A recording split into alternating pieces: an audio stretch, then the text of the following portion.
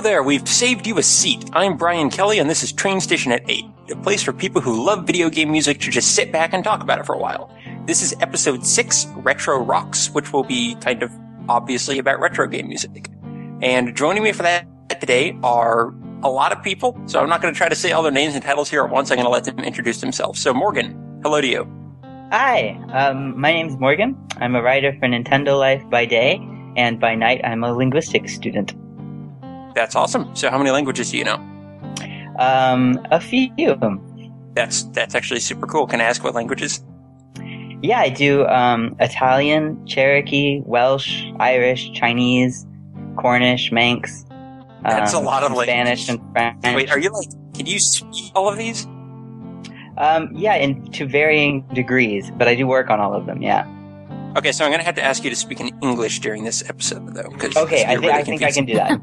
Okay, awesome. All right. Also joining me today is my brother, Steven. Hello, Steven. Hey, I can speak one language, and I'm not even totally down with that one yet. That's all okay. That's been proven on the last, 5 episodes, so that's well documented. Yeah. Also, Joe Walker. Hello, Joe. Hello. So, what do you do? I do a YouTube show called The Backlog with Joe Walker that's all about forgotten retro games that are still cheap and easy to find. Oh, so you actually have relevant information for this episode. Yes, I figured that was why Steven asked me, not just because of my good looks. One of the many reasons. That's out of desperation. No, that's awesome. Yeah, we could absolutely use someone who knows what they're talking about because my retro game knowledge is really, really spotty. And Christina. Hello, Christina. Hello. I am Joe's wife. I'm around the internet. I'm an artist of many projects of varying degrees that I tend to lose interest in and stop doing. But they are there. They exist on the internet. That's awesome. Yeah, mostly I'm just on Twitter right now. So. Right. Well, Twitter's a good place to be. Well, it is a good place. That's actually a good point. Most of our guests in the past have been basically just cold calls. I know these people, care about video game music in some respect. So I send them an email and we get together and it's a great time. But this is the first episode where I'm just inviting people that I know, pretty much through Nintendo Life, which is where, I wrote for them for a while.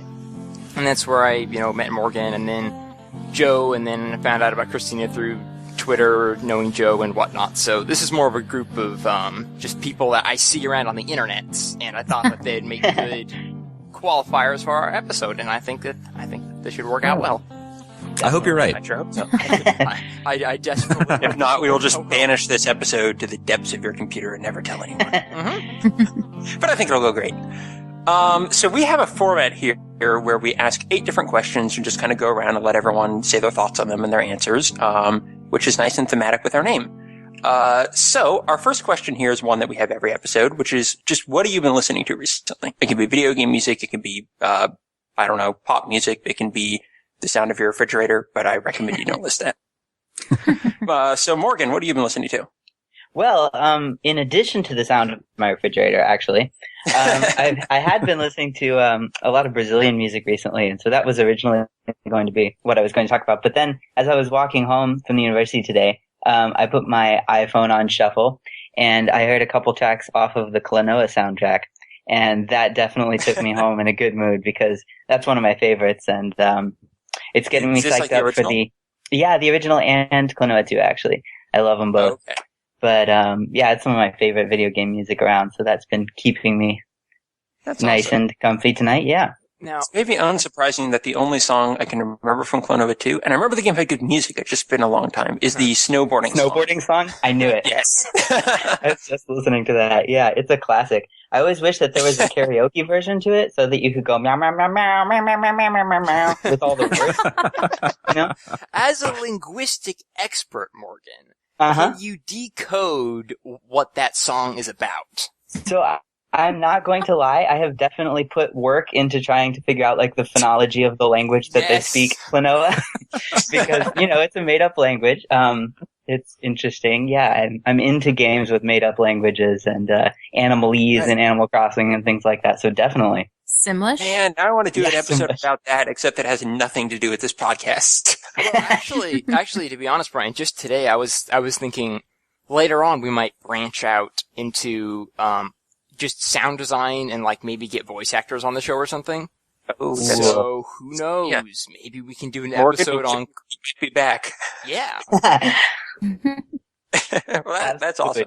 So, Joe, what sorts of things you've been listening to? I've been playing Bravely Default on the 3DS, and I've been loving the soundtrack for that. Yeah. I'm only about 15 hours in, so I haven't like gone looking for more music because I don't want to spoil anything. But so I've just kind of listened to that as I've been playing it. But as far as what I'm listening to in my leisure time has been the Pokemon X and Y soundtrack.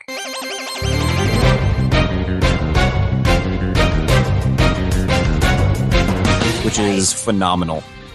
They released that like in its entirety on iTunes, which I was really impressed by. Yeah, it was like $10 and it's like over 100 tracks, I think. So it's like a really great value, and I think it's probably the best soundtrack in the series. I really enjoyed almost everything I heard from that game, and I do appreciate that soundtrack includes everything. I mean, all of the little ditties you can play for, like, you know, getting an item or putting a PR video together, all that stuff is in there. Yeah, and I think it's even got some tracks from the Pokemon Origins TV special, because there's some stuff on there that wasn't from the game, and it was like Mewtwo's theme and like some other stuff. Really? Yeah, some like the older battle themes, so I don't know. Yeah. I don't know. Speaking of Pokemon, one of my favorite things that actually Steven found on iTunes and turned me on to was like songs from the Pokemon anime. Songs like Team Rocket's theme song and the Poke Rap and what kind of Pokemon are you? Those songs are just classic. The 2BA Master soundtrack. I love that. Yes, that's it. You can count. I wish they had karaoke versions of those. That would be fantastic. Oh, yeah. Oh, totally. Joe would rock the Poke Rap. I still know the Poke Rap by heart. Like, whenever it comes on, I do the whole thing. Wow. That's really impressive. That on your resume. Yeah. It's really good. Yeah, it would be really hard to do a new Poke Rap that was still the Pokemon, though. Oh my gosh, yeah, Like you'd modern. die if you tried to do it all in one breath. Oh, man. So you've been listening to anything else, or has it mostly been Pokemon? Just mostly been Pokemon. I've been having some problems with my iPhone where a lot of the music isn't working, but that soundtrack still works, so I like it, so it's okay. It's convenient that That'll way. do it. And what about you, Christina? Lately I've been I mostly listen to only anime and video game music anyways, just cause I don't know, I'm a boring weeaboo, I guess. But lately I've been listening to mostly Silent Hill music, cause I'm really excited to see the Silent Hill band in July at San Japan Convention. Oh yeah, I heard about that. Oh, that'll be awesome. Yes. I don't know if you guys are familiar with Silent Hill music much, but I am not very literate with Silent Hill at all, but I did recently hear the video game's live arrangement of, I think, Silent Hill 2. the theme of Laura, probably. Yeah, I That's was what just they blown usually away do. by that. I was like, beautiful, and I don't know, it kind of just got to me. Just, I don't know what it's about, man, but it was pretty good. That's a really amazing song. Yeah. Am I the only one that finds it ironic that there's great music in something called Silent Hill? I never thought of that, actually. I'm going to the Silent Hill concert. It's going to be great. Okay. So quiet. Wait, and it's in San Antonio, did you say? Yeah, it's at a anime convention in San Antonio, Texas. That's perfect. That place is all hills, I'm telling you. Oh, really? Yeah, there are like hills everywhere. The entire city's built on hills. It's fantastic. Fitting. That's appropriate. Yeah. We just get a That's great. coating I think I of like it. fog for the convention. It has been kind of foggy around here lately. Yeah, that'll be great. All right, Steven, Yes. you've been listening to music, I hope. have. I tend to do that a lot. Yeah, I would hope. Yeah, if I'm going to be helping You run the fraud. show, it's sort of a requirement. I actually recently went through the Sonic Lost World soundtrack again, start to finish. Okay. Oh, nice. I'm not really feeling that music though. And as most people will attest to, I am mildly to extremely to dangerously obsessed with Sonic the Hedgehog music. I greatly enjoy, oftentimes even the worst of it. But Sonic Lost World, like, I don't know, just 70% of it is boring to me. It's just The game or the music? Just the music? both. Both. I guess. I mean, again, I Like, Generations was one of my favorite games of that year, and my favorite soundtrack of ever, maybe. But something about Lost World, it feels like it's trying to emulate, like, Mario Galaxy. Very much so, yeah. And yet, I just feel that it doesn't reach that height, and so it just sort of lives in a shadow. And I feel like the music sort of takes the same route. So, it has some standout songs, a couple that just are exceptional, actually. But, overall, not as impressed as I wish I was. Luckily, I've also been listening to Banjo-Kazooie. Banjo-Kazooie? Yes. That's What's a that? classic. Banjo-Kazooie? What's that? Banjo-Kazooie is almost one of the greatest video game music ever created. Video games? What's that? Oh no, this is dangerous. This is gonna take a while. Alright. Banjo-Kazooie is great. And I don't know if all you listeners are aware, but Grant Kirkhope put out the full Banjo-Kazooie soundtrack on, I think, Bandcamp? Maybe? Yeah, I think it's on Bandcamp. Yeah, and I believe it's free. Wow. And Wait, it's free? I think so. I think so. Don't quote Does he me like on have the rights to do that, or is he just hoping no one notices? I'm guessing, knowing Grant Kirkhope, I think he just put it up there and says, you know, Right. if they come after me, they come after me. And on that same note, Donkey Kong 64, also been listening to that soundtrack. Mostly just DK Mostly rap. just DK rap, yeah. I was gonna say. Here we go. But I haven't listened to that soundtrack in years, and it was weirdly nostalgic to go through it again. Nice. I had actually forgotten some of those levels existed. That was a good game. It was a not good as game. good as Banjo-Kazooie. It wasn't Banjo-Kazooie. No, Yeah. it wasn't. It wasn't even Banjo-Tooie, but you know what? It was lovely. It was Banjo 3 No, with a don't. monkey. Don't bring that up, Ryan. I was so happily surprised before. It came out after Tooie? I don't know the chronology of that. I think. Oh wow, Yeah, I think so. I think it did. I think it was wasn't it one of the later N64 games? I know it had a yellow cartridge, Yeah, it did. which does not answer the question, but I'm stalling while I No, check but it's a Wikipedia. factoid. Yeah. I Alright, it came out in 1999. Now I'm checking Banjo Tooie. Oh, it was in 99. That's not that late. Yeah, it was before Banjo Tooie. It was between the Oh, two. no kidding. Oh, Okay. wow. Yeah, I had no idea. That's So I was gonna say, that's only like 3 years after the system came out. Yeah. Huh. I didn't know Well, that. we've And it was all like, I learned remember it something being the game that I had to buy an expansion pack. to play Expansion pack, on the yeah. N64. Yeah. Well, I just learned recently that the only reason the expansion pack was included is there was some kind of game crashing bug that they couldn't figure out how to get rid of, but it didn't trigger when you had the expansion pack in. So they're like, well, I guess we gotta Oh my ship it with the expansion pack. And of course, Nintendo was not very happy about it, but hey, what are they gonna do? Well, that's a late That is like the 90s. craziest workaround for a bug. Yeah. Yeah. Let's release a whole Throw more peripheral RAM. so we won't have this bug anymore. Oh, I miss physical patches. Yeah. Probably going to find out the only reason the Wii U was released is because they were finding a bug in some game and they're like, okay, we're going to need a new console. you never know. Nintendo kind of has that way of thinking. Right. So, yeah, Donkey Kong, and I guess the last thing I wanted to mention is Video Games Live. Recent Kickstarter project, Video Games Live Level 3. Yes. I personally believe in my heart of hearts that this is the best compilation of Video Games Live music yet. Almost every single song is a complete winner, and I listened to it 3 times in a row, and I'll definitely be going back to it. So, Ooh, fitting it's level 3. Listen to it 3 times. yeah. You said the only one you didn't much care for was the Monkey Island, right? Yeah. I felt like it didn't have the same punch or gravitas the other selections had, and I've never been a big fan of Monkey Island music in the first place. It's fine. It's just, I don't really have any fond memories with it, per se, Yeah. but. Well, I certainly agree that gravitas is not the word I would use to describe Monkey Island. Not in general. It's pleasant, but yeah, it's not like the Maybe other music more on here. jaunty and sea shanty-esque, I would give it. Sure. Piratey? Yeah. Monkey? Piratey. Yeah, but that's what I've got on my listening play these days. Cool. So I guess that just leaves me. I've been listening to Video Games Live as well. Oh, great.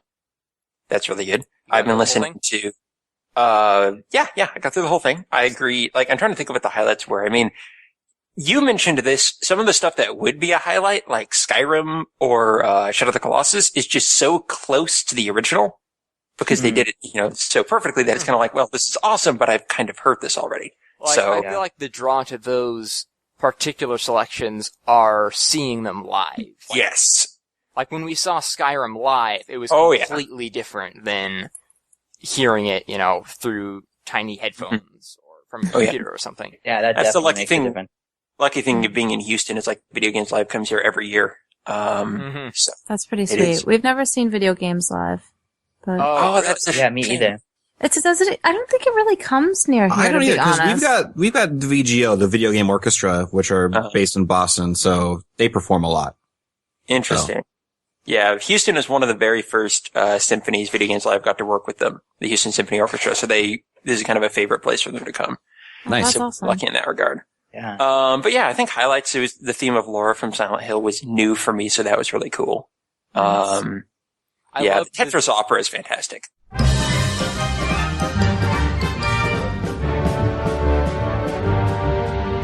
Oh, that was... Tetris Opera. Tetris Opera? Yeah, they redid the Wow. Tetris theme with opera. I mean, it's like Actually, a fantastic. full operatic singer, and the entire tune was translated into Russian, and That is so cool. That sounds pretty great. extreme. That sounds awesome. And it's just made you really curious what she's singing. Like, I want an L block? Or...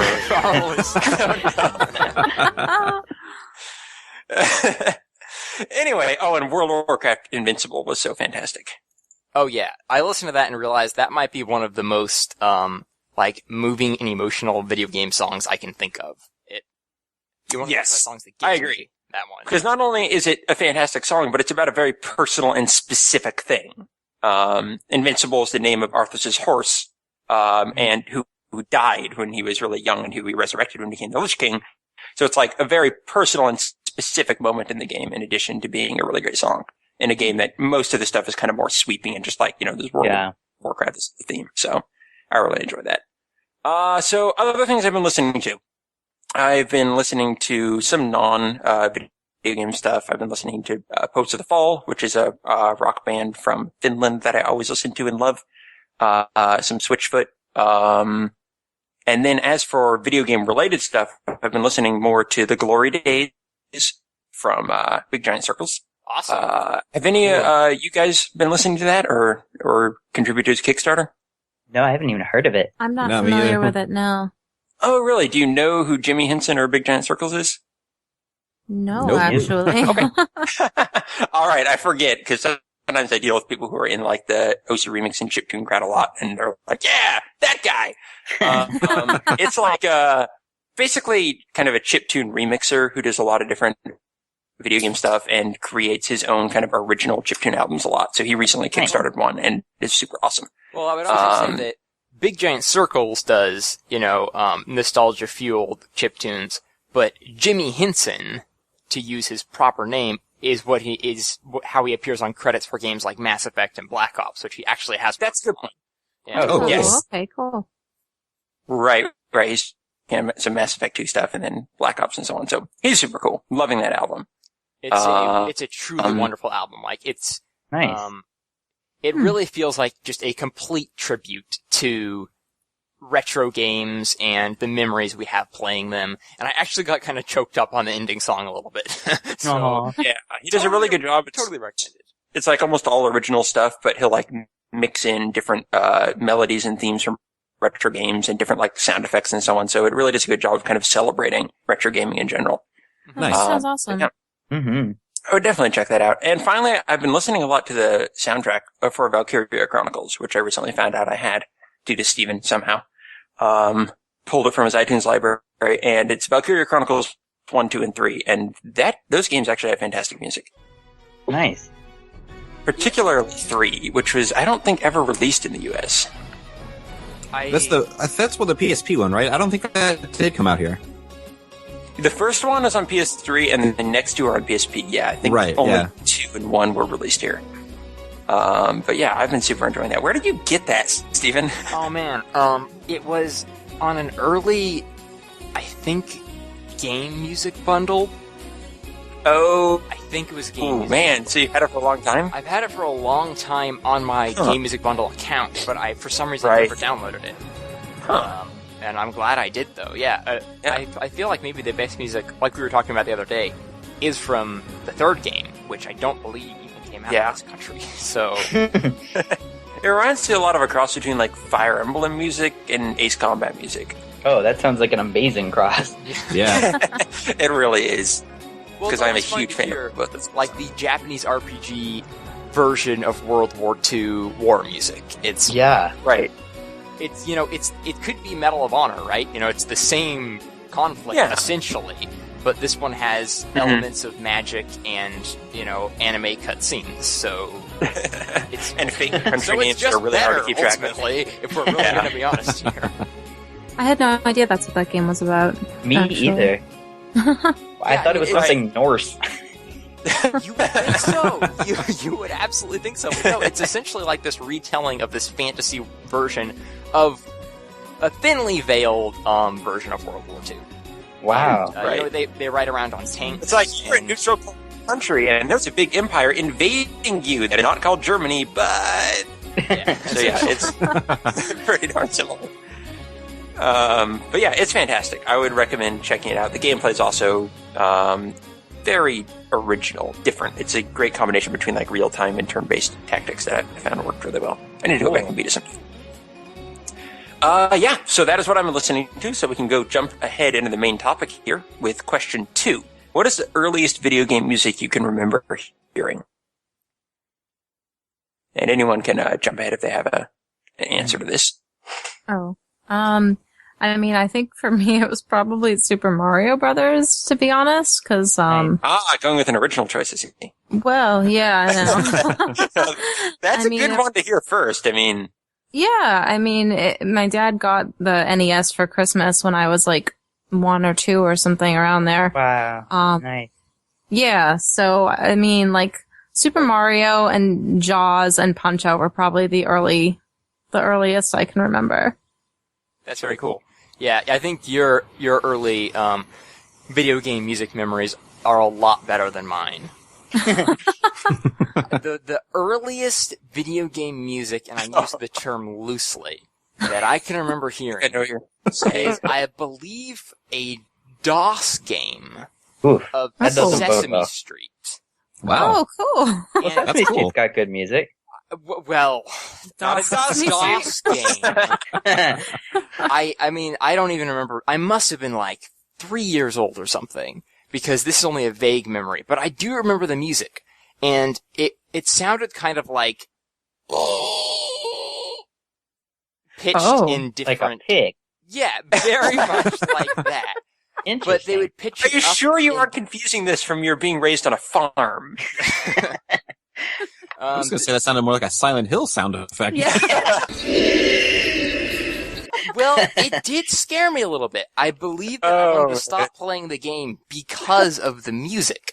You're So, like I said, I can't guarantee that this was music I heard, but I think that was the. may have been the game. It may have been your hard drive dying. We're not sure It which. might have been. I don't even know if there was. Yeah. The first I remember is actually pretty similar. It was a DOS game. It was a PC game. It was actually The Lost Vikings, which Oh, has nice. good music, but our computer ran the sound like at 1/2 speed, maybe 1/3 Oh, no. speed, and I didn't know it was wrong. So I'm like, wow, this music is weird. But yeah, that's what I remember hearing first. That's Oh, really boy. funny. My first video game music, like Christina, was a Christmas-themed Mario experience, I guess. I got a Game Boy Pocket with Super Mario Land, and I remember running down the stairs and opening that up and turning it on and putting on headphones and playing for most of Christmas, and I still have all of those. The level music sort of runs together in my head as like a 3-hour concert. It was 3 hours because I was a kid. I mean, you can beat that game probably in like 20 minutes now, but I thought you were going to say there was a Christmas version of Super Mario Bros., and I was getting really excited. But oh no, that would be awesome. Yeah, Christmas night style. yeah. The I'd best. play that. That would be awesome. hmm What about No, you, my Joe? first one, same as them, Super Mario Brothers. It was the first video game I ever played. I was probably like 4 or 5, and I walked over to my friend's house, and he had just gotten an NES, I was just totally blown away by the whole experience because I'm like, wow, he's controlling the guy that's on TV. That's really cool. But no, I mean, it's just, that iconic Mario theme that everyone still loves today. That's great. Start with a classic. I mean, you guys have all these warm-hearted Mario memories, and Brian and I are over here saying, DOS game! That's what We didn't have consoles in our house for a very long time. You've got Warped Lost Vikings and the Silent Hill Pig. A new cover band coming out. And you're doing a podcast about video game music. It's easy to see where you guys got started. Yeah, that's why we have such a love for it. It saved you from pigs. Oh, God. Oh, jeez. We need to move on. Question number 3. Which retro console makes your favorite sounds? I guess for Steven, it's a bad DOS computer. No, that is the stuff of Nightmares version. Or a demonic pig, one of the two. Yeah, a machine for pigs. That's what my computer was, essentially. Oh my gosh, that's dumb. All right. Anyone want to go ahead and... I want to say 32X because it'll make Christina really mad. Because here's the thing. She loves Doom. And I was playing Doom on 32X. It's an abomination. And she was so offended by the music in the 32X version of Doom that she actually gets mad when I pretend that I like it. It's literally horrible. Didn't you upload a video of Joe playing it? She did. She uploaded a video of me playing it and her just getting mad. Yeah. That was fantastic. I enjoyed that. But no, I like the Sega Genesis. I mean, it was the console I got after the NES because my friend had a Super Nintendo, so I got a Genesis. So for me, it's a lot of the warm fuzzies, and I know that it's got a lot of harsher sounds than the Super Nintendo, but I feel like it does synth better than the Super Nintendo did. Oh yeah, absolutely. So I don't know, just to me, it's very distinctive. It's I don't know, it's got like a very unique identity, which is kind of what I like about it. Yeah, what I was gonna say. It feels like it has a lot of character to it, which I don't think everything else did at that time. So, funny little aside, I decided to look up the Doom 32X soundtrack on YouTube, because I had no idea what it sounded like. And the description is the crappiest version of the classic song. See? And it's not just me. No, it's not great, but I like to pretend Are it is. you the ultimate Doom guy on YouTube? Because that might be you. All right. But yeah, I thought long and hard about this particular question. Mm-hmm. I could not come to a single answer. Like Joe, I started to settle on the Genesis, just because nothing sounds like the Genesis. Yeah. You can't make Vector Man music or Sonic the Hedgehog on another console, really.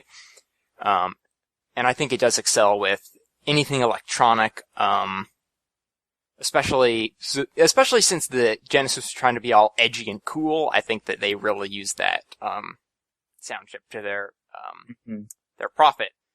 But I feel like the Genesis is tied with the Game Boy for me, for very, very different reasons. Interesting. I feel like the Game Boy makes my favorite, classic chiptune sound. It's similar to the NES, but there's something about that. It's almost echoey in a certain way. I just like the sort of bleepy noise that it tends to make, especially with all the Pokemon games. Oh, yeah. Yes. So, I don't know. It's Genesis or Game Boy. Either one is an appropriate answer in my book. Nice. Oh, that's cool. I thought about this question for a very long time, like 20 seconds. Oh, wow. And, I thought the Genesis, but you make a good point for the Game Boy. Actually, I hadn't even considered portable consoles when I was considering the question. But Genesis was the one I went to because, well, I love the Sonic soundtracks. And a lot of the soundtracks that really stick out to me in the retro era come from the Genesis. And now I'm just remembering Donkey Kong Country on the Super Nintendo, and I'm almost wanting to change my answer. Great. Well, I was really trying hard to separate soundtracks I like from sound. The sound of the console.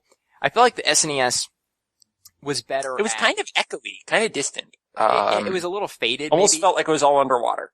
A little bit. Yeah. I feel like I think the SNES was better at, your fantasy games, your orchestral soundtracks. They had a lot of those, fake horns and stuff. Right. While the Genesis is more electronic. So that's kind of an arbitrary distinction that kind of pops up in my mind. That's interesting. For me, the distinction between those, and it's like such a big distinction, right? Like the Super Nintendo and the Genesis sound so different. But I've always preferred the Super Nintendo because to me, the Super Nintendo sounds very clean and put together, whereas the Genesis sounds so analog that, like, I feel like if I moved the cartridge, the pitch would go up or down into the system. And I mean, that's great too. And like, you know, like you said, it pumped out some amazing soundtracks, but it almost makes me feel like a little on edge. No, I agree. I think that Super Nintendo felt like the first time you were hearing actual music from video games rather than like the sound card or the sound chip producing sounds that approximated to music. Yeah. I mean, I don't know what, you know, Uematsu music would sound like through a Genesis. I would like to know. Probably not good. I don't think so. But yeah, I think you're totally right about that. You have to have some serious skill to pump out a good, solid, cohesive soundtrack on the Genesis. Yeah, for sure. That said, though, it's interesting that you guys didn't think of portable consoles, because my like go-to answer that I thought about this for about 2 seconds was the Neo Geo Pocket Color, because that to me pumps out the best sound of any video game console, any retro console for me. I'll be honest, I totally passed over that because I forgot it existed again. And people do, but it's a little sound powerhouse. I played Magical Drop on the Neo Geo Pocket Color for so often and for so many hours in college that I could play it as I closed my eyes and tried to sleep. Like, I don't mean that I saw the blocks. I mean that I knew the rules of the game well enough that I could play it in my eyelids. Oh man. And I think, not in that game, a lot of that comes from the music, and it has this amazing little sound synth that the way I think of it is it like drips into the actual pitch. So you have like the briefest of moments where it gets to that pitch from the last pitch, and it makes this nice little sort of crescendo-y on every little note, and I love it. Huh. That sounds worth checking out. I need to look it up. Yeah, now I need a Neo Geo Pocket Color. Yeah. Oh boy, yeah. I've thought about purchasing one many times, but never quite pulled the trigger. But yeah, I don't know. If the music is good, that's a big reason for me to try it. Yeah, it's fantastic. And there's a version of Puzzle Bobble, or Bust-A-Move on there. And that's always been one of my favorite soundtracks on the Super Nintendo. And the portable version of it's so good. That's awesome. Anyone want to go with the Game Gear? Nope. No, I was gonna go with the SNES as well. So, okay. Simply because I'm a Nintendo kid, I guess, but also because, like Morgan just said, it really was like the first time it felt like real music and like real orchestrated, sweeping songs, and it was kind of how I realized that this could be like something I listened to aside from playing the games. And you know, I got my first computer and I started downloading MIDIs of some of the songs from Final Fantasy II, and That's awesome. Yeah, it's like and the SNES is so great because it has so many good examples of, like, it has great soundtracks using that soundtrack. I mean, between Donkey Kong Country and Super Mario World and Super Metroid and all of the Final Fantasy games and Chrono Trigger, and you don't really have to look far to see good examples. All right. Well, that's super cool. I did cover everyone, right? I think so. Yes. Yeah. Yes. Okay, cool. Just wanted to make sure I didn't miss someone there. All right. So question 4. What are some of the most creative uses of retro music you can remember? That's a good question. Who thought that up? That's very That's a good insightful. question. Steven. I'm sorry. Okay, here's the end-all answer. Mario Paint. Done.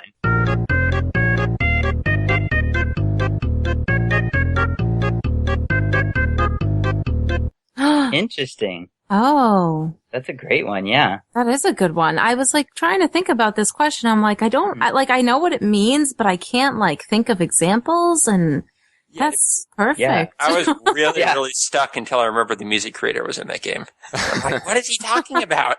I mean, there was funny music in the Fly Swatter game. Yeah, I was going to say the Fly Swatter game too had neat sound design. Yeah. I was trying to think of something, but I think Mario Paint takes it. I don't think anything could beat Mario Paint. Ooh. Wait. Tails Music Maker. I'm pretty sure it was a game. It totally was. On Wasn't that for the something. Pico? Zircon remixed it for OC Remix. Seriously? I think it was on a dare or a bet or something. Tails and the Music Maker. Yes, it came out on the Sega Pico. Yeah. Nice. I actually had trouble thinking of answers to this question as well, even though I invented it. So, I mean, do any of you guys have more? Because I did think of a few extra. Well, my answer Earthbound, and then I was going to let Christina finish that thought because I haven't played through the whole game, but in my time with Earthbound, I enjoyed, what was coming out of the speakers as much as everything on the screen, and I just, like, the way that the synth was used in there was incredible, and it seemed like a game that would have a lot of creative examples of sound use. Oh, definitely, definitely. I mean, I think it's more of a full experience thing, not necessarily just the sound, because like you were saying, like the really dynamic backgrounds during the battle with some of that super trippy music, it just evokes some weird emotions, and I think that's part of what makes Earthbound so wonderful. Absolutely.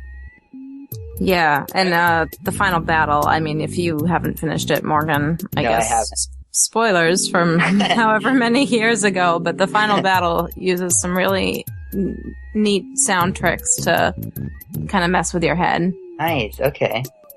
That's pretty cool because I mean I think that whole era of games is when the composers started to take a bit of a spotlight. When you look back at the NES, the music was just kind of there.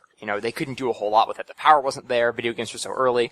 But you get into games like Zelda and Final Fantasy and Earthbound, and they start starting to flex their creativity muscles a bit. Oh, totally. And it starts to not just be, this typically fits the whatever's happening, but it actually starts to elicit its own emotions, and it actually enhances the battle or the cutscene or whatever's going on. Right. I've never played Earthbound, but from what I hear, it does a really good job of that. Yeah. Mm-hmm. I guess another example just came to my head. I'm sorry, I don't mean to be hogging this question, but like the opera scene in Final Fantasy VI. Oh, I was going to mention Final Fantasy VI, but I had the dumb reason of getting on a chocobo plays a great song. I think opera's a better choice. I remember the music in like the Haunted Train sequence also really. Yes, that's really a good track too. The opera scene as a whole, though, is just so unique for that time because it was like it was an opera in a video game, and you're just running around behind the scenes of it while it's going on, and it was just a really interesting thing to experience. That's awesome. One of those really early examples of the music is directly impacting the gameplay at that point. Exactly. Yeah. Yeah. Well, I mean, what are we counting as retro? Oh, I thought of one.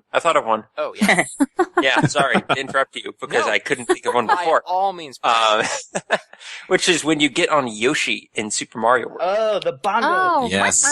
Yeah, and it starts adding that percussion part. track into the background of the music that's playing. A great and that example. Nintendo really goes back to that and stuff like Banjo-Kazooie, the idea of changing portions of the soundtrack to fit what's going on. Did you guys know that in Donkey Kong Country Tropical Freeze, they bring that back when you get on Rambi the rhinoceros? Oh, really? No kidding. Yeah, big drums play in the background. It's really cool. Oh, that's awesome. Nice. I haven't played it yet. I really would like want to play that game. Yeah. Yes. I really would like to play it as well, and I've already played it. Nice. That's a good I really sign. want to be playing it right now, but you can't because To you're be honest. Okay. I was gonna ask what our parameters were for retro. Is Nintendo 64 retro? I was wondering when this would come up. Oh, Nintendo 64 is definitely retro. I think so Definitely. too. It's My qualifications for retro is anything that's 2 generations removed. So at this point, I consider the PS2, the GameCube, and the Xbox retro. Okay. That's just my personal We're gonna have a lot more examples. Yeah. Well, yeah. I mean, I think that. Parappa the Rapper. Yes. Rapid is the best. Guitar Hero. Okay, this is getting Damn. dangerous. yeah. Alright, well, the N64 example I had was Ocarina of Time for obvious reasons. Oh, good thought, yeah. It's Ocarina of Time. It's kind of in the title. Okay, wait, quick poll. Ocarina or Ocarina? Ocarina. Ocarina. I kind of just That's go what I Ocarina and hope no one notices. Ocarina, but I just thought Ocarina when I was young. So it's, Since childhood I've been going Ocarina, but that does not mean I'm right. But I mean, I think that might be the first example of playing an instrument in a game for me. And, where you could just mess around. You could play, the Song of Time, or you could just play do do do do do do do do do do with the Scarecrow and say, yeah, that's pretty cool. I used to play the Simpsons theme song. Like, I just found like a thing on the internet of like how to play all these other popular songs. So. I remember doing that for Town Tunes and Animal Crossing. I had a giant book I printed out of like. Oh, so fun. Yeah. What are you guys' town tunes in Animal Crossing? That's a great. Do you guys have? Oh. My town tune is the man. theme song from my show. Oh, that's Nice. Narcissistic. Mine is Sarah's theme from Final Fantasy 13. Oh, perfect. Okay. I'm still playing that right now. I have the Knights theme. Yeah! Yes. Nice. So My what? town's called Twin Seed too, so. Oh, nice. Awesome. Mine very recently was Green Hill, Mhm. Nice. from Sonic 1, but then I got all nostalgic and just made it the original Animal Crossing theme in a while. That's great. Aw. GameCube one had the best music. Oh, by far. Oh, definitely. Glad we're agreed on that point. Mine used to be a Poets of the Fall song, and then I recently, because I started wearing a samurai helmet, I recently switched it to Duelists from Soul Calibur. Nice. Nice. Brilliant. Man, how the heck did you do Duelists in Animal Crossing?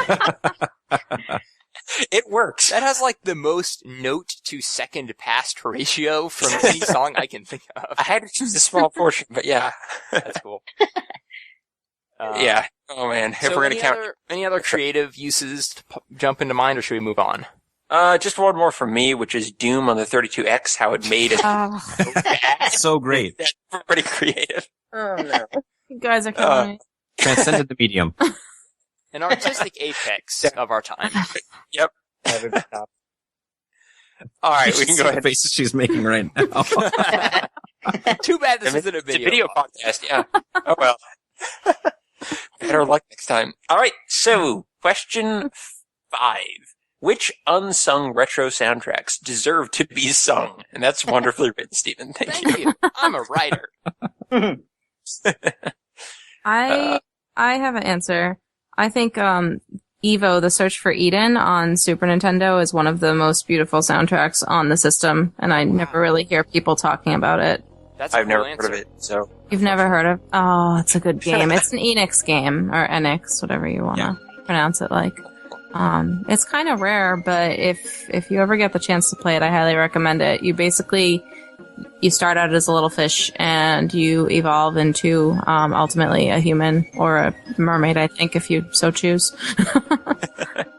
That's kind of, is it like an RPG or what is it? It's a very odd game. It's kind of an action RPG, sort of, but it's mostly it's a side scroller, but it's got RPG elements because you get experience points and level up, and And, that's how you body grow. parts. Yeah, you That get to sounds awesome. choose how you evolve. You get to pick with your experience points, which upgrades you want to buy, basically. So you can be like a cool little fish, but with T-Rex jaws, and it's So it was like Spore way before Spore. Yeah, that's what I yeah, wanted to say, actually, yeah. Sort that's of like if you were to good imagine if Spore was on the ActRaiser engine, kinda.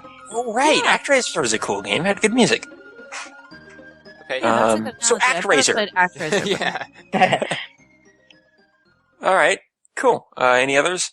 People got Yeah, it? my vote is for, maybe you'll have something to say about this, Stephen, but I have a couple from the Game Gear, actually. Our system that got no love in the retro console section. But for me, I love, Sonic the Hedgehog very much, but I prefer to play the Game Gear versions these days because I think the music is better. Ooh, that's Fighting right. words. I know, but That's hear me out. bold. The Bridge Zone theme, which, as you'll know, became Tails' theme in Sonic Adventure and everything. That's one of my Right. favorite little retro melodies, That's cool. and I love it. I reviewed those for Nintendo Life, the 8-bit Sonics, recently, and it just Right. sort of stuck out at me again, sort of after the fact, because I grew up with only handheld consoles, so I definitely grew to love that sound. But even after playing the Genesis ones, I love those soundtracks. And then also sort of a Game Gear Sonic game, but Tails Sky Patrol. I don't know if anybody's played that game. Sure. Yeah, I love the music in that. The second one gets stuck in my head from time to time, the second stage music. And that's a game I would love to see available on modern consoles in some way. To be honest, I don't really remember the music from that game. It's been years since I played it. But I do enjoy the jaunty little tunes from Tails Adventure quite a lot. Oh, those are great too, yeah. Tails Adventure was such a cool game. Mm-hmm. The ones I came up with were actually mostly on the Genesis. Shinobi 3. I loved the music for that game. Oh, nice. I think Shinobi 3 had one of the best soundtracks on the whole console, as far as I'm concerned. Yes. Absolutely. Well, It it's was also such, just one of the best games on the console. well, yeah. I mean, apart from the Sonic games, probably I would was. almost not count that as unsung though. Like that's a pretty. Do people talk about the soundtrack that much? I mean, maybe I don't know if people like the game. the game is definitely well known. I guess I'm not sure about the soundtrack. Yeah, I don't really have a good feel for that. And the other one is the Mean Bean Machine. Oh, Oh, that game's got good Yeah. music. Oh, Absolutely. the multiplayer music. so good. I love it so much. It's just and one, endless, intense shredding with Dr. right, Robotic exactly. It was and like, all yeah, angry. simulated guitar shredding, and so good at that. It made very intense battles between people. But one that I thought of now that we're counting Nintendo 64, and I mean, this is largely sung, but I think due Somewhat to sung. its much more popular predecessor, it's kind of forgotten a lot, which is Majora's Mask. And I don't think all the music of that game is fantastic, but I think the Clocktown music, going back to creative uses in games, how it changes as the days progress and gets very that true. sense of foreboding in the background is so fantastic and affecting. Ooh, I've never played Majora's Mask, but I did get the soundtrack CD from Club Nintendo recently, and I like the soundtrack a lot, actually. Right. What's so fantastic about the soundtrack in Clocktown especially is, you know the story of that game at all? Vaguely, I know that there's a moon with a face on it that often There you appears in go. memes. That's what you need to know. Okay, so there's a moon with a face, and it's going to crash into Clocktown in 3 days. Now memes make sense. Okay. And so you have 3 days, and you can reset the timeline to go back to the first day, but if the 3 days pass, it crashes into Clocktown and everyone dies. So it's this very kind of dark, foreboding presence the whole time. It's getting closer and closer. And the music in Clocktown becomes progressively darker and gets this kind of background strings kind of emphasizing the moon getting closer as the days progress. So the song Cool. changes and becomes foreboding as the story gets more foreboding and the moon becomes closer. So it's a really cool interaction of story and Yeah. music.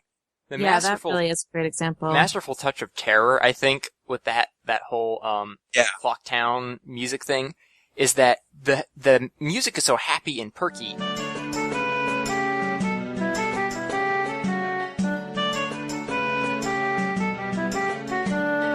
And it just gets faster and happier and more perky and more frenetic as the days press on.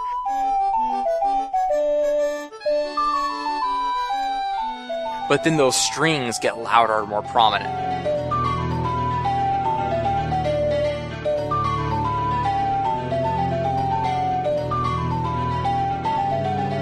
That's probably the darkest and scariest and most disturbing E-rated game I've ever played. Absolutely. And then Definitely. to go on to the other music, like the Song of Healing in it and also Skull Kid's theme and all that, I think is really fantastic. So, That's an I think incredible soundtrack, yeah. give that a little shout out. Any other ones people got? My choice is Little Samson for the NES. Oh, I love that. Because I feel like it's not going to get the credit it deserves because it is such a rare game and it is so hard to find, and you know it's kind of impossible to find a copy to play it unless you're willing to shell out like $700 I'm not. or Go ahead. pay $100 to import the Famicom version like I did.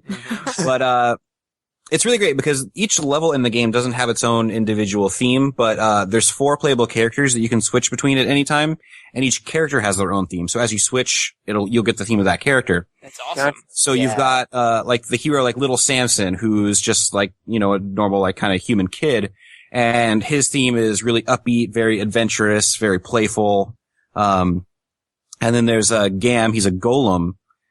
So his theme is more like slow with, you know, more like kind of, I don't want to say like a pounding theme, but it's kind of like lumbering like he is. So it's got power behind it. That's really cool. And then, there's like a dragon character and her theme is kind of more like sweeping and, you know, a little more, it kind of gives like the feeling of, you know, flight and just like the freedom that she would have. And then, there's a little mouse character and his theme is real quick and it kind of has like a feeling of sneaking around and just kind of darting around and being unseen. So I feel like the music in that game is great and it has as much character as the character themselves. That's great. I love it when games give characters themes instead of just locations. That is really Right. great. Yeah. I have a serious weakness for like character themes. Like, if I just love to listen to the music and see how well it fits the personality and visual design of a character. Like, it's one of the reasons I like playing fighting games so much. I always just, I'm definitely. just gonna choose this guy and go to his stage and let's just look, okay, now do the next one, now the next one, now the next one. It's also probably why you lose at fighting games so much. Yeah, one of the numerous reasons. I think the biggest reason I lose at fighting games so much though is because I'm bad at them. That's I'm a bad. pretty good reason. But I love them. unless you're playing against other people, you can be bad at fighting games and still really get a lot of fun out of them. That's true. That's true. That's probably why I had so much more fun playing Street Fighter alone. Yeah. than I did with other people. Yeah, I used to think I was good at fighting games until I started playing against other people, and I was like, oh, so that's how you play them. Pretty much. Well, hey, I want to jump in here with an unsung soundtrack. Okay. From Rush 2049. Oh my gosh, that's such a good choice. Um, That's such a good choice. I love that soundtrack. Thank you. I thought it was a great one as well. Are you guys familiar with this game? I've seen the box. I am not. Yeah, it's a racing game in the Rush series of arcade racers. And I'm talking about the N64 version specifically right now. Right. But it's basically, Cars, but in the year 2049. And I don't mean the movie Cars, unfortunately. I mean the actual thing. The things you drive around. So apparently in 2049 cars are going to have wings. That's the first change. They will have wings. They will be able to do a barrel roll. They will be able to, have, like, jetpacks strapped to the back of them, and the world will be just fantastic. Like, man, if this is what 2049 is going to be in the future, I might move to a bigger city. Glowing tunnels. I can't wait. It's going to be great. So it's an intensely fun game, but the music is just, it's one of those things that I don't think a lot of people would pay much attention to, unless they play it for many hours, as I did. And then you start to realize that all of these electronic songs have really distinct sounds to them, and oftentimes match the stages that they belong to. And it's just this, sometimes it's pulsating, sometimes it's, very dark and mysterious, but it always has this driving, I guess driving is a good word for it, force to it. And it's all just epitomized with the title screen where you boot up the game, the Rush music starts, and you hear, and then it just goes into the game, and it's Nice. It's really good. I think the thing that really makes me remember Rush is that nothing else sounds like Rush. Like that soundtrack, I don't know of any other game that gets the same sound that one does. So I agree. That's a fantastic choice. Yes. I think we can all agree. Mega Man 2, no one talks about that soundtrack. Yeah, it does not get its due. Especially Wily's theme. I mean, gosh. No one cares about that soundtrack. Hidden gem. So we got any others? Joe, Morgan? I've got one actually, and I realize this is sort of a weird one, but if you ever get the chance, I'm a big fan of the WonderSwan as well. This is my portable gaming fetish, I guess, that I have. But the Klonoa on there does such an awesome job of paring down the 32-bit CD-based soundtracks into like the sparsest chiptunes you've ever heard, because the WonderSwan is sort of like, I don't know, it's like a 4-bit sound chip maybe. Like, you know how sometimes if you're playing an NES game and you punch or kick, it has to use one of the sound channels to make that sound, and so part of the percussion drops up or something? So the WonderSwan is like that, except you like maybe only have 2 channels ever. And it's really interesting, but the game, this Klonoa game for the WonderSwan does such a good job of just like letting the soundtrack stay out of the way of the sound effects. And the result is this really like sparse, almost eerie rendition of Klonoa. And, it's interesting. It's worth looking up for sure. It would be great if in modern games, like you would swing your sword in Assassin's Creed and the strings would just stop playing. Need that for the string channel. That'd be hilarious. One of my favorite things about retro soundtracks is, unlike these modern days, and I'm not going to go all cranky Kong on it, but they had like specific tool sets and limitations they had to work with, and they had to really be creative just to get what they imagined onto that.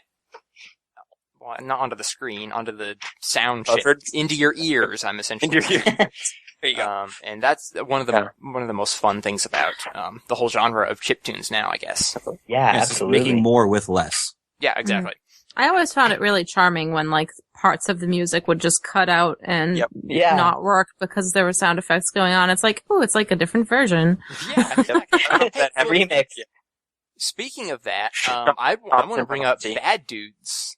Because that game has some pretty good songs. Bad Dudes is an amazing game. Yeah. I love that game so much. I'm bad. I'll be honest. Are you bad enough to save the president? Yes.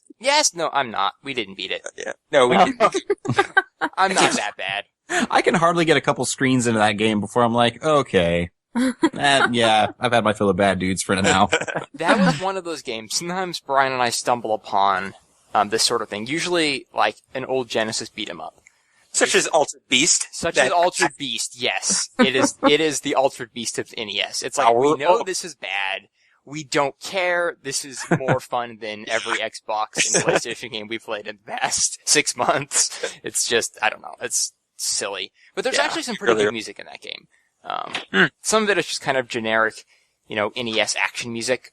But there is some memorable stuff. And I don't know if anyone remembers it, but it's pretty good. Yeah. All right. Any others?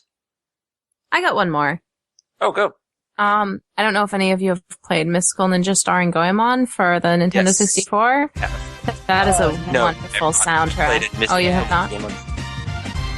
I have not played the N64 version. I am familiar with the music, though. Particularly the intro music. The opening song by Hironobu Kageyama, who did the Dragon Ball Z opening song. Oh, that's awesome. It's wonderful. Mystical Ninja starring Goemon is set in the Edo period in Japan, so all the music is really fun, upbeat. I don't know the right term, but Asian sounding songs, and it's a really neat soundtrack. It's one of those situations where in the dungeons, the deeper you get in the dungeon, more instruments come into the songs, and they get more intense, and it's a really great soundtrack. It's and the game is really good too. It's worth playing. Yeah, that's actually one I want to pick up. I never really got into the SNES. What was that game called? That was Legend of the Mystical Ninja. Yeah, I prefer the 64 one. Not. Okay. I mean, it's a good platformer, I guess. It's really hard. The N64 one's more accessible, I think. Okay. Gameplay wise. Because it's like a 3D platformer, like Banjo-Kazooie and that sort of thing. That's awesome. That's very cool. It's not like a collect-a-thon like Banjo-Kazooie, but it's, Zelda-y, Banjo. Yeah, Cool. 3D. It is 3D. Good. The N64 genre. Yeah, the N64 genre, exactly. It is 64 bits. All right. Yeah, the last one I'm going to throw out here is I think people really undervalue how good Lost Viking soundtrack is at half speed. I don't think a lot of people have tried this. It does let you appreciate every note. Every note! In excruciating detail. That might be 1/4 speed. Yeah, it was slow. Alright. So going on to question 6. How do you think modern video game music compares to the old days? And we touched on this a little bit with old, they had smaller tool set and that sort of thing. But any thoughts on this? I think it's awesome. I don't think they really can be compared. I think it's just kind of two different things. One is actual music, and the other is... Oh, so you're saying this isn't music that we like? Well, no. I mean, I'm saying that it was kind of like uncharted territory, and, these, musicians were just creating just new things every single time they went out. It wasn't like, okay, well, here's going to be my guitar guy is going to do this, and, my string guy is, or I guess guitars are strings, but you know what I'm saying. It was more like, how can I get the most out of this sound chip? Right. Yeah, we were talking with, Jason Hayes a couple episodes back, and we got onto this topic about kind of the progression of video game music from, old sound chips and so on to real live instruments. And we were talking about how it kind of does old games a disservice if you just act like they would be better if they were played with modern instruments. Oh, yeah. Because the sound chips themselves were an instrument for those people. The songs were designed around those sound chips and those instruments. It wouldn't necessarily sound better being played in a modern context. Oh, absolutely not. Mm. And I think that equally, if you're gonna make a silly little cartoon platform, let's say I'm making Bubsy the Next Generation for the 3DS. And I need to make music for it. Confirm. Now, let's not question my motives. Let's just say, how am I going to make music for it? And if I was making this for the SNES or the Genesis, I would know, at the very least, what my tool set would be. I could kind of, make up my own genre. I say, I'm going to try to emulate rock, or I'm just going to make some clock-style banjo music, or whatever. Yes. But now, you technically can go as far as your budget and tools provide. So, if you want it to sound like an old Bubsy game, or an old, let's say, even NES game, you'd have to specifically choose a chiptune style and then, get into that whole thing. And then that would sort of brand your game as a retro game. So what if you just want to make like a cartoon platformer soundtrack? You can't really just say what that would be on like the PC or something. Yeah. Because it could be anything you can dream up and possibly create with your tools. So in a way, I almost wonder if it's harder to narrow down what the heck you're going to make your soundtrack sound like these days. That's a really good point. Like, I would like to ask some composers that question. We got a little bit into that, like you said, Brian, with Jason, but, he does a lot of, he works on World of Warcraft stuff, so it's a different genre. Yeah. But, like you look at Gianna Sisters, Twisted Dreams, and they brought in the whole, like, rock band, metal band to reinterpret that old soundtrack. So there are just so many directions to go. I feel like it's almost like there are too many options now. Yeah, that's also a good point. The simple days where you were constrained only to specific things by technology. Just ask people who design game visuals nowadays how much more complicated it is. That I believe. Exactly. Yeah. I mean, I feel like maybe it's just because it's more available. I tend to listen to modern game music a lot more than older game music. Yeah. Yeah. But there's definitely, I mean, I guess it's like Joe said, I go to that older stuff for a different reason. And a lot of the time, I just want to hear a tune, and I know I'm going to get one from, a classic SNES game, oftentimes. And that's nice to be able to go back to. Wow, Stephen, that was a good and rambly topic. Thanks. So, is there any other comments anyone would have on I actually modern sort of games compared to? interpreted the question differently. I was thinking, How's that? do you like to listen to modern video game music, or do you think the music is as good in modern video games? And that I was thinking, yeah, absolutely. And the thing that came to mind for me is, and I know Joe and Christina have been playing these recently, but the Persona games. Yes. Oh my man. God. The music in that makes the game for me. I mean, it was probably the first JRPG that I've finished in a long time, and I think a lot of it had to do with just the music just really sets you in the world, and it makes you want to keep playing. And if somebody had told me that there was a 70-hour game with a vocal battle song that I would not be sick of by the end of it, I would not have believed them, but it's true. That's an incredible soundtrack. Yeah. Playing that game made me feel cool. Like, that's how good the soundtrack was. It's like you're really there listening to That's cool what songs. Sonic Boom did for me so many years ago. Man, Persona comes up in every episode. It should. It's just that good. Everything. Yep. I've only played 3 and only maybe 15, maybe 10 hours. I don't know. But yeah, loving the music 100%. So good. Yeah. But yeah, I think that's a perfectly valid way to interpret this question. It's kind of intentionally open-ended. So any way you want to look at it. Yeah. I mean, my reaction to the question was kind of like thinking about how a lot of modern games don't necessarily have like music like it did back then, like in the retro game days. Like there's not necessarily, not every game needs like sweeping themes now. It's a lot of ambient material instead, which I guess is a little bit less listenable, like outside of the game environment. Yeah. So that's something that impacts my iPod anyway when I have a lot of soundtracks that are 40% just ambient tracks that I don't listen to. It's not like, It's just the worst. hey, these are like songs for this game. It's like, well, this is the tune that's going to play in this area to make this area feel a certain way. Right. Mm-hmm. Exactly. And I think those are the sorts of songs that you might not even notice it while you're playing, but you're drawn into the world. So when you look back on it, you're like, that game didn't have good music. I can't remember a single tune. I'm going to go play Banjo-Kazooie. Always. I'm not going to play this game because it doesn't have memorable music. Yeah. And I mean, I'm kind of guilty of that sometimes, Yeah, that's my criteria for a lot of game choices. Yeah. Even if a game does it really well, like The Last of Us, I'm like, did that game really have good music? And Brian's like, yeah, it did. I'm like, I don't believe you. I can't hum it. What are you talking about? Now, where's my copy of Doom for 32X? Exactly. That's what I say every time. But no, that game had fantastic music. It was just subdued and in service to the story and the world rather than, trying to draw attention to itself. Totally valid. Right. Just not, like you said, Christina, not something that's going to be on my iPhone every time I want to listen to something. Right. Right. Yep. Makes sense. All right. So question number 7. Which modern soundtrack would you most like to hear retroized, and with which console?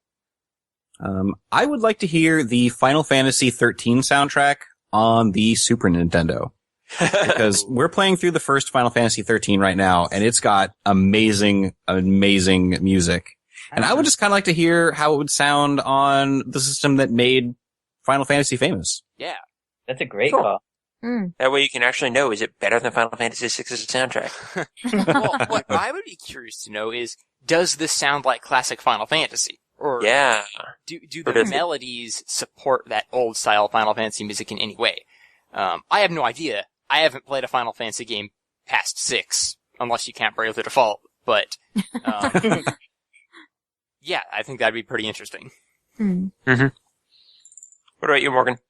I was thinking, actually, and this was such a great question, but then it also made me wish that these things were real. Mm-hmm. So, Well, I That immediately sucks. started looking this up and hoping it was real on YouTube. but my pick was I would love to hear all of the KK songs in Animal Crossing done in a Famicom style. I bet those Ooh. exist somewhere. Surely someone's 8-bit those.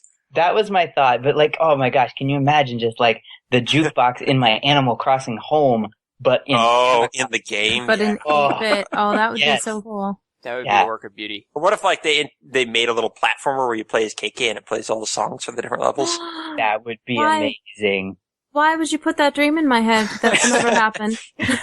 Oh, Yeah, those are great. 'cause Yeah, I you shot the other KK day, game. like, I often walk around humming KK bubblegum, like just in my daily life. I love KK Bubbles. So Oh my good, god, right? such a great song. The best. yep. And That's like my favorite one I own for sure. I was just hoping that somebody would like walk up to me and say, "Oh, is that KK bubblegum?" And then we would be best friends. So someday it will happen. But yeah, in the meantime, Like I'd my love to- entire house in Animal Crossing is designed around that song.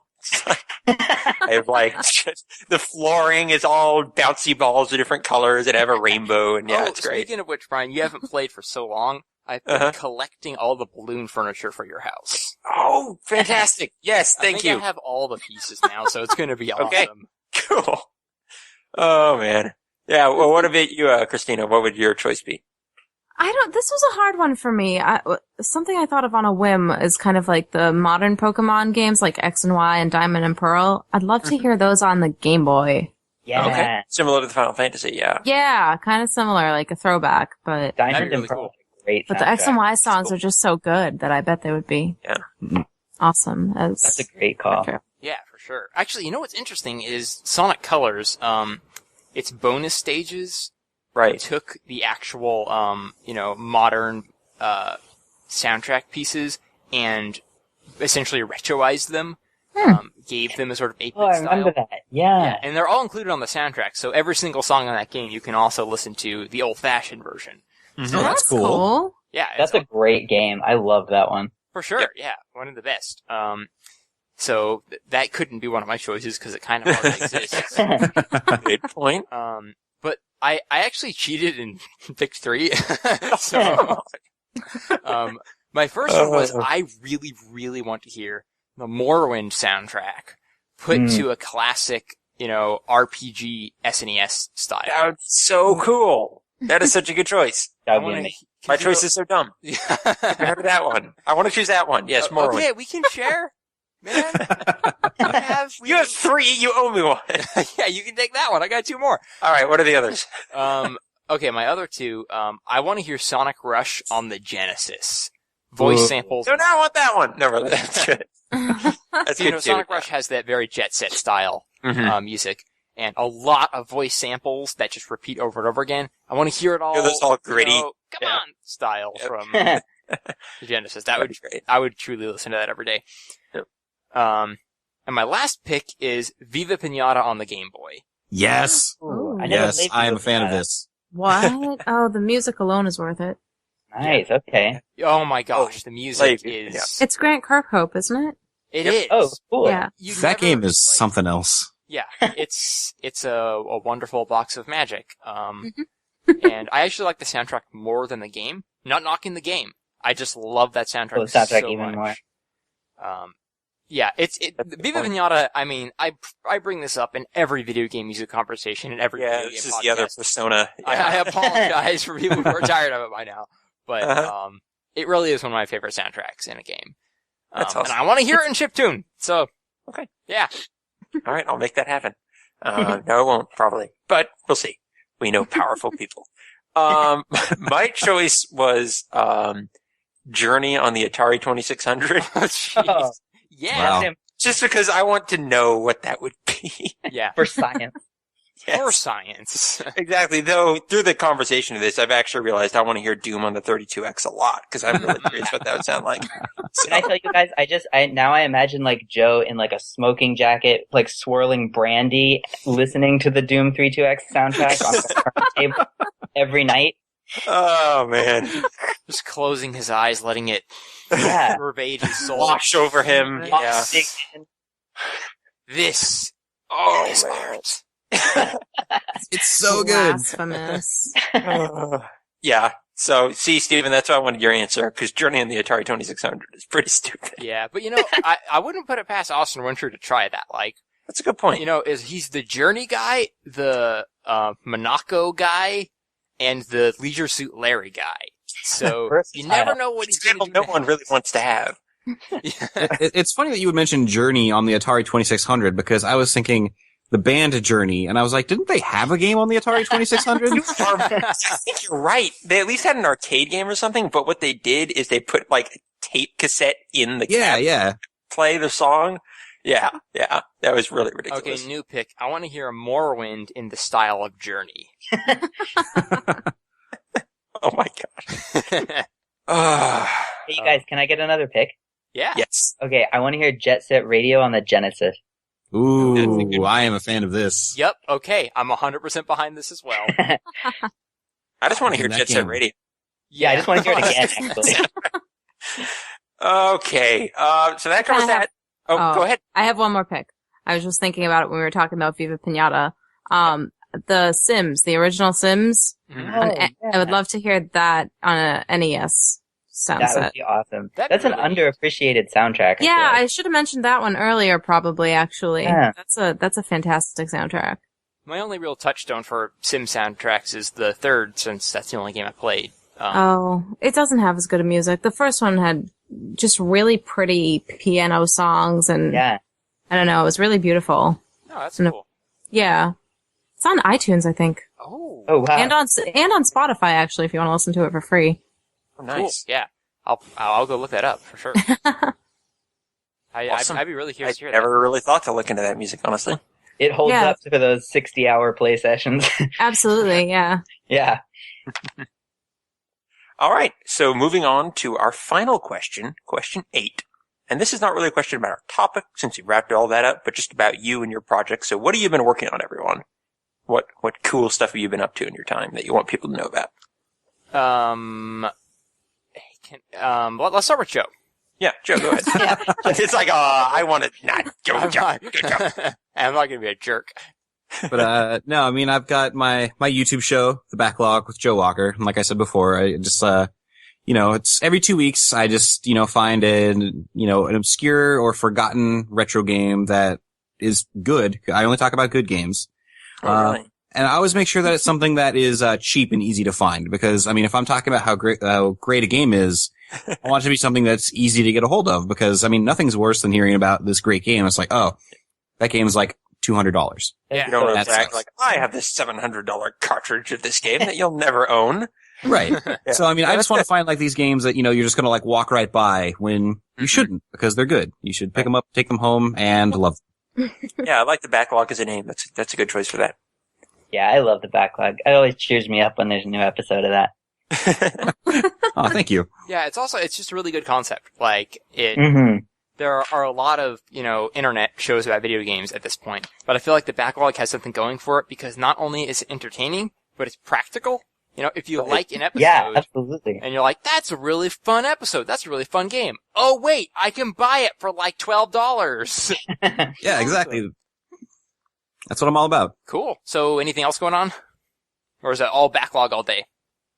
I wouldn't say all day, but All it's all backlog. Okay. right, cool. Morgan? Christina, do you have anything? Oh, I said Morgan, you said Christina. It's both of you once talk over each other. Be rude. I'm Please. not No, the Christina, host. go ahead. Sorry.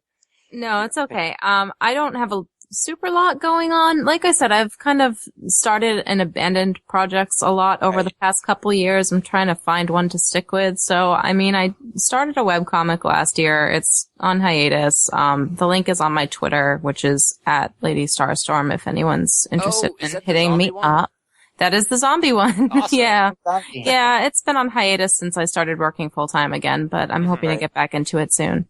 It's called Reginald the Vegan Zombie. It's pretty awesome. Called Reginald the That's Vegan such a good Zombie. name. That's a better name than the backlog. No. But yeah, I totally get the whole start things and never finish them. I mean, that's been my life. Mine too. Up to this point. That's why, this particular project, Train Station and 8 and the Whales Are Whales, network, which we'll talk about in a second, I guess, we're actually committing to, and it's one of the first times we've actually said, we're gonna do this, we're gonna have a schedule for it, we're gonna get guests on, we're gonna do this thing. I love That's it. awesome. It's nice to finally be doing that. So hopefully you'll get back in the saddle for, Vegan Zombie and whatever else strikes your fancy. Yeah. Well, thank you. The figure show, I really like that. Oh, you liked Go Figure? Yeah, I love Go Figure. I'm calling that my pilot episode. I am going to go back to that too. It was just really hard to film and edit together. Mm-hmm. And What was it about? he's referencing a figure, like I collect anime and video game figures. Boy, does she. Oh boy, yeah. So I tried to do an episode that was like a review show for one of my figures, and it went over pretty well. So it's definitely something I'm considering going back to. Nice. I really enjoyed that. Thank you. Morgan, Well, what have you been up to? as you might imagine, I've been doing a lot of linguistics. Right. So, not so relevant, except that actually I'm working on a paper right now that looks at 2 translations of the Sailor Moon manga and how language is used to either erase or emphasize the Japanese-ness of the original text. Ooh. That's very so interesting. interesting. Yeah, so the first one, the mixed Tokyo Pop translation was released in 98, and this was like a time when anime and manga, like on the Power Rangers model, had to be Americanized. This was the wisdom in order to succeed in the American market. And so it's like directly reflected in the text. You have, people in the text referencing Schwarzenegger films and things like this, and it's like American culture is injected into the comic, and, katakana is erased from the artwork and things like that. And then in the translation, the Kodansha translation that came out recently, now that people are like, Japanese comics is like a thing and manga is a thing and people are excited about that, you have, characters speaking to each other in English with Japanese honorifics, and you have, Japanese idiophones and sort of onomatopoeic language instead of boom and bang, you have like pan pan and things like that. And, yeah, it's really interesting. So I've been enjoying that a lot. That's intensely cool. That is really awesome. Yeah. It's cooler than anything I'm doing. Just whenever you talk about, incorporating some kind of, media into a different culture, I always just think of the Teenage Mutant Hero Turtles. That's awesome. That's pretty good. Anything else? Or has that been? Yeah, I was gonna, you're still writing for Nintendo Life, right, Morgan? Oh yeah, absolutely. I'm working on a review of Inazuma 11 right now, which is awesome, by the way. Cool. Nice. Cool. Yeah. So is it better than Inazuma 10? Yeah, it's really, I preferred their earlier work, but 11 was really a return to form, I feel. Okay, awesome. Okay, cool. This is their, sophomore album? I don't know. Yeah. Yeah, I had a lot of, I was just gonna say, I had a lot of good times writing for Nintendo Life. I really like those guys. That's I awesome. really enjoy it. It's fun. I started writing for Nintendo Life while I was on the road doing linguistic research in Canada, and I remember sitting on the Toronto Islands after working with Irish speakers for a day, writing up an article about Kirby and thinking, this is the weirdest life, and I really like it. That's brilliant.